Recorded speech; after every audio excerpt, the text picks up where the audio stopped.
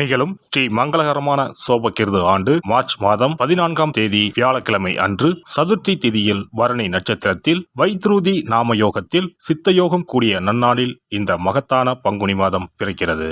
பிறக்கும் இந்த பங்குனி மாதத்தின் கிரக நிலைகளை பார்க்கும்போது மேசத்தில் குரு பகவானுடன் இணைகிறார் சந்திர பகவான். கன்னி ராசியில் கேது பகவானும் மகர ராசியில் செவ்வாய் பகவானும் உள்ளனர். சூரிய பகவான், புதன் பகவான், ராகு பகவான் மீன ராசியில் சஞ்சாரம் செய்கின்றனர். கும்பராசியில் சனி பகவானுடன் சுக்கிரன் உள்ளார். இம்மாத கிரக பெயர்ச்சி என எடுத்துக்கொண்டால் செவ்வாய் பகவான் மகரத்தில் இருந்து கும்பராசிக்கு பெயர்ச்சி அடைகிறார். சுக்கிர பகவான் கும்பத்தில் இருந்து மீனராசிக்கு பெயர்ச்சி அடைகிறார். சந்திர பகவானை பொறுத்தவரை மேசத்தில் ஆரம்பித்து 2.25 நாட்கள் வீதம் 12 ராசிகளை கடந்து ரிஷபத்தில் அமர்ந்து பலன்களை தரப்போகிறார். இம்மாத சிறப்பாக குரு பகவான் நீச நிலையில் இருந்து வக்ர நிலைக்கு மாறுகிறார். இதன் காரணமாக உச்ச பலன்களை அள்ளித் தரப்போகிறார் குரு பகவான். இந்த கிரக அமைப்பினால் உங்கள் வாழ்வில் ஏற்படக்கூடிய சுப மற்றும் அசுப பலன்கள் என்ன என்பதனையும், அசுப பலன் ஏற்படுமாயின் ராசிக்காரர்கள் செய்ய வேண்டிய பரிகாரம் என்ன, வழிபட வேண்டிய தெய்வம், வழிபடும் முறை என்ன என்பதனை பற்றி விரிவாக காண்போம்.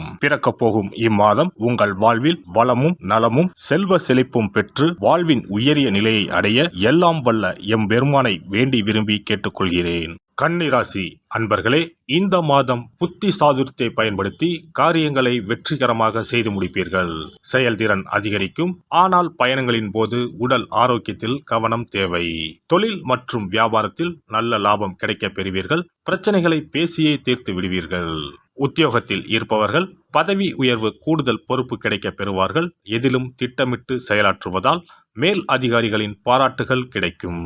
குடும்பத்தில் இருப்பவர்களிடம் அனுசரித்து நடந்து கொள்வது அமைதியை தரும். கணவன் மனைவி இருவரும் சேர்ந்து எடுக்கும் முடிவுகளால் குடும்ப விஷயங்கள் சாதகமாக நடக்கும். பிள்ளைகளால் பெருமை சேரும். பெண்களுக்கு அடுத்தவர் பேசுவதை காதில் வாங்காமல் தவிர்ப்பது நல்லது. நீண்ட நாட்களாக இழுபறியாக இருந்த பிரச்சனைகள் குறையும். மனதில் எதிர்காலம் பற்றிய சிந்தனைகள் உண்டாகும். மாணவர்களுக்கு கல்வியில் வெற்றி பெற நண்பர்களின் உதவிகள் கிடைக்கும். வீண் செலவை குறைப்பது நல்லது. கலைத்துறையினரை பொறுத்தவரை எடுக்கும் முயற்சிகள் சாதகமான பலன் தரும். கடன் பிரச்சனை தீரும். எதிர்ப்புகள் அகலும். தொழில் வியாபாரம் தொடர்பான போட்டிகளும் நீங்கும்.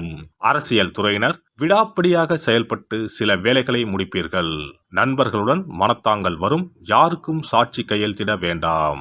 வேலையாட்களால் பிரச்சனைகள் வரக்கூடும். மறைமுக எதிர்ப்புகள் வந்து நீங்கும். நட்சத்திர பலன்கள். உத்திரம் 2, 3, 4ஆம் பாதங்கள். இந்த மாதம் குடும்பத்திலும் மகிழ்ச்சி தரக்கூடிய நிகழ்ச்சிகள் நடைபெற்று மேலும் மன நிம்மதி ஏற்படும்.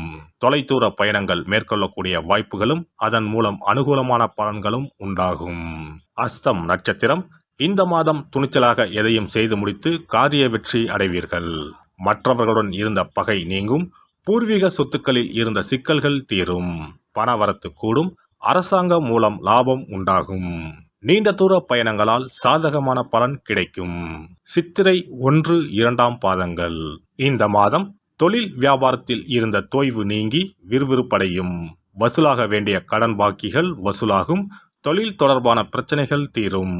உத்தியோகத்தில் இருப்பவர்கள் பணி தொடர்பான கஷ்டங்கள் குறையும். நரசிம்மரை வணங்க மனதில் தைரியம் உண்டாகும். எதிர்ப்புகள் அகலும். எதிலும் வெற்றி உண்டாகும். அதிர்ஷ்ட கிழமைகள் புதன் மற்றும் வெள்ளி. அதிர்ஷ்ட தினங்கள் பங்குனி 14 மற்றும் 15. சிறப்பு பரிகாரம். வாரந்தோறும் செவ்வாய்க்கிழமை அன்று வீட்டில் உள்ள முருகப்பெருமான் படத்தினை துடைத்து சந்தனம் குங்குமம் பொட்டு வைத்து சிகப்பு அரளிப்பூ கொண்டு அலங்காரம் செய்யுங்கள். ஒரு கண்ணாடி டம்ளரில் தண்ணீர் ஊற்றி ஒரு எலுமிச்சை பழம், சிறு வெட்டிவேர் போட்டு முருகன் படத்திற்கு முன் வைத்து விடுங்கள். ஒரு மா இலை எடுத்து காம்பு பகுதி முருகப்பெருமானை பார்த்தவாறு வையுங்கள். அகல் விளக்கில் நெய் தீபம் ஏற்றி மா இலையின் மீது வைக்க வேண்டும். தீபச்சுடர் முருகப்பெருமானை பார்க்கும் வண்ணம் இருக்க வேண்டும். கண்களை மூடி முருகப்பெருமானை மனமாற வேண்டி உங்கள் வேண்டுதல்களை வையுங்கள். பூஜை முடிந்த பிறகு அடுத்த நாள் டம்ளரில் உள்ள எலுமிச்சை பழத்தை உங்கள் வீட்டை சுற்றி திருஷ்டி கழித்து போட்டு விடுங்கள். 6 வாரங்கள் வரை இந்த வெட்டிவேரை மாற்ற தேவையில்லை. இவ்வாறு செய்து வழிபட்டு வர குடும்பத்தில் உள்ள எப்படிப்பட்ட கஷ்டமாக இருந்தாலும் அந்த கஷ்டத்திற்கு தீர்வு கிடைக்கும். நம்பிக்கை இல்லாமல் எந்த ஒரு வழிபாடும் செய்யக்கூடாது.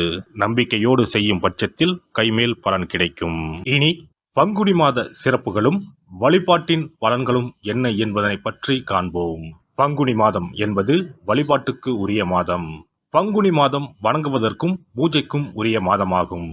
ஒவ்வொரு மாதத்திலும் ஒவ்வொரு நட்சத்திரத்திற்கு முக்கியத்துவம் கொடுத்து விழாக்கள் நடத்துவது வழக்கம். ஆனால் பங்குனி உத்திர நட்சத்திரத்திற்கு மற்ற நட்சத்திரங்களை விட அதிக மகத்துவம் உண்டு. தெய்வ திருமணங்கள் அதிகம் நடைபெற்ற மாதம் பங்குனி மாதம். மாதங்களில் 12வது மாதம் பங்குனி, நட்சத்திரங்களில் 12வது நட்சத்திரம் உத்திரம்.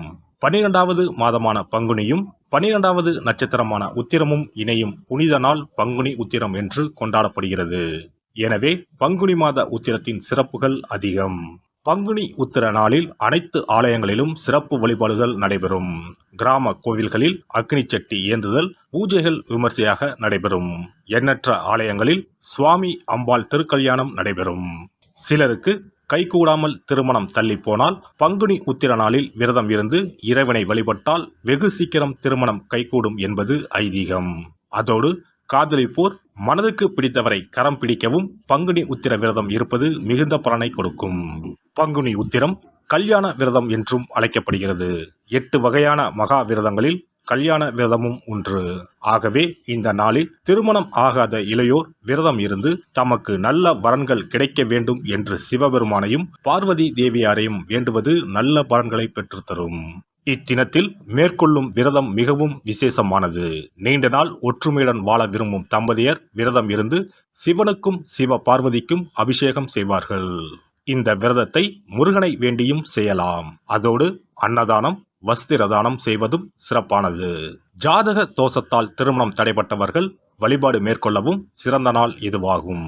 செவ்வாய் தோஷம் காரணமாக திருமண தடைகளை சந்திப்பவர்களுக்கு பங்குனி உத்திரத்தன்று முருகனை மனமுருகி வணங்கினால் திருமண தடைகள் நீங்கி திருமணம் சுபமாக முடியும்.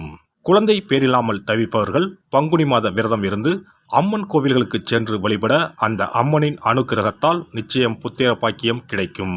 தொழில் மற்றும் வியாபாரங்களில் ஈடுபடுபவர்கள் தமிழ் வருடத்தின் கடைசி மாதமான பங்குனி மாத தினத்தில் திருஷ்டி பூசணிக்காய் வாங்கி உங்கள் வியாபார இடங்களை திருஷ்டி கழித்து அதற்குரிய நேரத்தில் உடைக்க வேண்டும். இப்படி செய்வதால் உங்களுக்கு இந்த ஆண்டு ஏற்பட்ட தோஷங்கள் அனைத்தும் நீங்கும். பங்குனி உத்திர நன்னாளில் நம்மால் முடிந்த அன்னதானங்களை செய்வது மிகுந்த புண்ணியம் தரும். எலுமிச்சை சாதம் அல்லது தயிர் சாதம் அல்லது சர்க்கரை பொங்கல் என அன்னதானம் செய்யலாம். அதேபோல் நம்மால் முடிந்த அளவுக்கு மஞ்சள், சரடு, குங்குமம், கண்ணாடி என மங்கள பொருட்களை பெண்களுக்கு வழங்குவது விசேஷ பலன்களை கொடுக்கும். முருகப்பெருமான் நமக்கு இதுவரை இருந்த காரிய தடைகள் அனைத்தையும் களைந்து நமக்கு நல்வழி காட்டி அருளுவார். பங்குனி மாதத்தில் அனைத்து நாட்களிலும் கோவிலுக்கு சென்று வருவது மிக்க பலனை தரும். மேலும் செல்வ செழிப்புடன் வாழ்வதற்கு உதவும். எல்லாம் வல்ல இறையருளால் நீங்களும் உங்கள் அன்பு குடும்பமும் உடல் நலம், நீலாயுள், நிறை செல்வம், உயர் புகழ், மெய்ஞானம் ஓங்கி வாழ்க வளமுடன்.